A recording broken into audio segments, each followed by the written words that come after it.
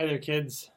It's 9 a.m. here in New York, and I'm going to go ahead and read you the next chapter in White Fang because this afternoon um, my break does not really coincide with your bedtime for the conference, but I will call you during my afternoon break when I get a chance. All right, so we are on, I have too many tabs.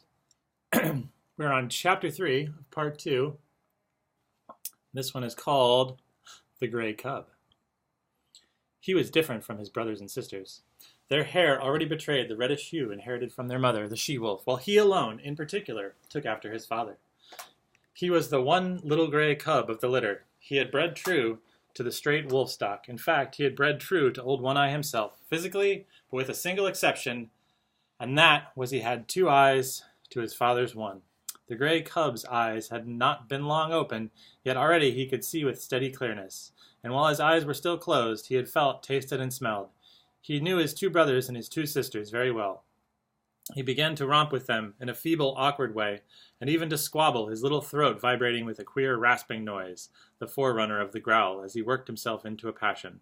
And long before his eyes had opened, he had learned by touch, taste, and smell to know his mother, a fount of warmth and liquid food and tenderness. She possessed a gentle, caressing tongue that soothed him when it passed over his soft little body, and that impelled him to snuggle close against her and doze off to sleep. Most of the first month of his life had been passed thus in sleeping. But now he could see quite well, and he stayed awake for longer periods of time. And he was coming to learn his world quite well. His world was gloomy, but he did not know that, for he knew no other world. It was dim-lighted, but his eyes had never had to adjust themselves to any other light. His world was very small. Its limits were the walls of the lair, but as he had no knowledge of the wide world outside, he was never opposed by the narrow confines of his existence. But he had early discovered that one wall of his world was different from the rest. It was the mouth of the cave and the source of light. He had discovered that it was different from the other walls long before it had any thoughts of his own, any conscious volitions. It had been an irresistible attraction before ever his eyes opened and looked upon it. The light from it had beat upon his sealed lids, and the eyes and optic nerves had pulsated to little spark-like flashes, warm-colored and strangely pleasing. The life of his body, and every fiber of his body, the life was the very substance of his body, and that was apart from his own personal life, had yearned toward this light and urged his body toward it in the same way that the cunning chemistry of the plant urges it toward the sun. Always in the beginning, before his conscious life dawned, he had crawled toward the mouth of the cave, and his brothers and sisters were one with him. Never in that period did any of them crawl toward the dark corners of the back wall. The light drew them as if they were plants. The chemistry of life that composed them demanded the light as necessity of being, and their little puppet bodies crawled blindly and chemically like tendrils of a vine. Later on, when each developed individuality and became personally conscious of impulsions and desires, the attraction of the light increased. They were always crawling and sprawling towards it, and being driven back from it by their mother. It was in this way that the gray cub learned the other attributes of his mother than the soft, soothing tongue. In his insistent crawling toward the light, he discovered in her nose that was a sharp nudge administered rebuke, and later a paw that crushed him down and rolled him over and over with swift calculating stroke. Thus he learned hurt, and on top of it he learned to avoid hurt, first, by not incurring the risk of it, and second, when he had incurred the risk, by dodging and by retreating. These were conscious actions, and were the results of his first generalizations upon the world. Before that, he had recoiled automatically from hurt, as he had crawled automatically toward the light. After that, he recoiled from hurt because he knew that it was hurt. He was a fierce little cub. So were his brothers and sisters. It was to be expected. He was a carnivorous animal. He came of a breed of meat killers and meat eaters. His father and mother lived wholly upon meat. The milk he had sucked with his first flickering of life was milk transformed directly from meat. And now, at a month old, when his eyes had been open for but a week, he was beginning himself to eat meat half digested by the she-wolf and disgorged for the 5 growing cubs that had already made too great demand upon her breast. But he was, further, the fiercest of the litter. He could make a louder rasping growl than any of them. His tiny rages were much more terrible than theirs. It was he that first learned the trick of rolling a fellow cub over with a cunning paw stroke, and it was he that first gripped another cub by the ear and pulled and tugged and growled through jaws tight clenched. And certainly it was he that caused the mother the most trouble in keeping her litter from the mouth of the cave. The fascination of the light for the gray cub increased from day to day.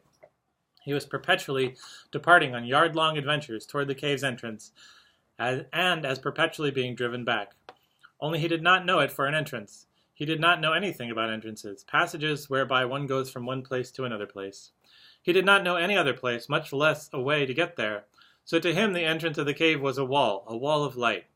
As the sun was to the outside dweller, this wall was to him the sun of the world. It attracted him as a candle attracts a moth. He was always striving to attain it. The light that was still swiftly expanding within him urged him continually toward the wall of light. That life that was within him knew that it was the one way out, the way he was predestined to tread. But he himself did not know anything about it. He did not know there was any outside at all. There was one strange thing about this wall of light. His father, he had already come to recognize his father as the one other dweller in the world, a creature like his mother who slept near the light and was a bringer of meat. His father had a way of walking right into the white, far wall and disappearing. The gray cub could not understand this. Though never permitted by his mother to approach that wall, he had approached the other walls and encountered hard obstruction at the end of his tender nose. This hurt, and after several such adventures, he left the walls alone.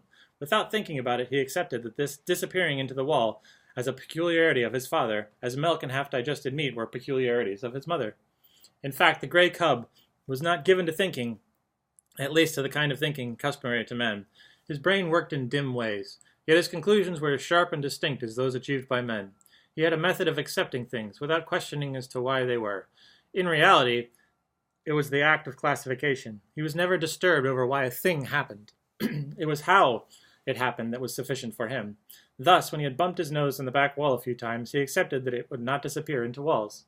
In the same way, he accepted that his father could disappear into walls. But he was not in the least disturbed by a desire to find out the reason for the difference between his father and himself. Logic and physics were no part of his mental makeup. Like most creatures of the wild, he early experienced famine. There came a time when not only did the meat supply cease, but the milk no longer came from his mother's breast. At first, the cubs whimpered and cried, but for the most part, they slept. It was not long before they were reduced to a coma of hunger. There were no more spats and squabbles, no more tiny rages, nor attempts at growling. Sorry, gotta get a little salt in the throat here, break up the phlegm. I went for a really long run this morning, so I have a lot of phlegm. It was not long before they were reduced to a coma of hunger. There were no more spats and squabbles, no more tiny rages or attempts at growling. While the adventures toward the far white wall had ceased altogether, the cubs slept, while the life that was left in them flickered and died out. One Eye was desperate. He ranged far and wide and slept but little in the lair that had now become cheerless and miserable. The she-wolf, too, left her litter and went out in search of meat. In the first days after the birth of the cubs, One Eye had journeyed several times back to the Indian camp and robbed the rabbit snares. But with the melting of the snow and the opening of the streams, the Indian camp had moved away, and that source of supply was closed to him. When the gray cub came back to life and again took interest in the far white wall, he found that the population of his world had been reduced. Only one sister remained to him. The rest were gone.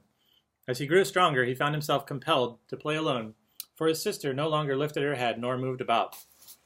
His little body, rounded out with meat, he now ate, but the food had come too late for her. She slept continuously, a tiny skeleton flung round with skin, in which the flame flickered lower and lower, and at last went out. Then there came a time when the gray cub no longer saw his father appearing and disappearing in the wall or lying down asleep in the entrance. This had happened at the end of a second and less severe famine. The she-wolf knew why One Eye never came back, but there was no way which she could tell what she had seen to the gray cub. Hunting herself for meat up the left fork of the stream where lived the lynx, she had followed a day-old trail of One Eye, and she had found him, or what remained of him, at the end of the trail. There were many signs of the battle that had been fought, and the lynx's withdrawal to her lair after having won the victory. Before she went away, the she-wolf had found this lair of the lynx, but the signs told her that the lynx was inside, and she dared not venture in. After that, the she-wolf in her hunting avoided the left fork. for she knew that in the lynx's lair was a litter of kittens, and she knew the lynx for a fierce, bad-tempered creature and a terrible fighter. It was all very well for half a dozen wolves to drive a lynx, splitting and bristling up a tree, but it was quite a different matter for a lone wolf to encounter a lynx, especially when the lynx was known to have a litter of hungry kittens at her back.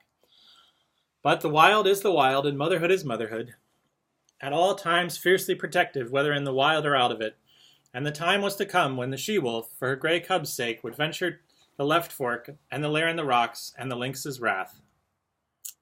And that is the end of chapter 3. All right, kiddos, I love you. I hope you sleep well, and I will see you Thursday night. Mwah!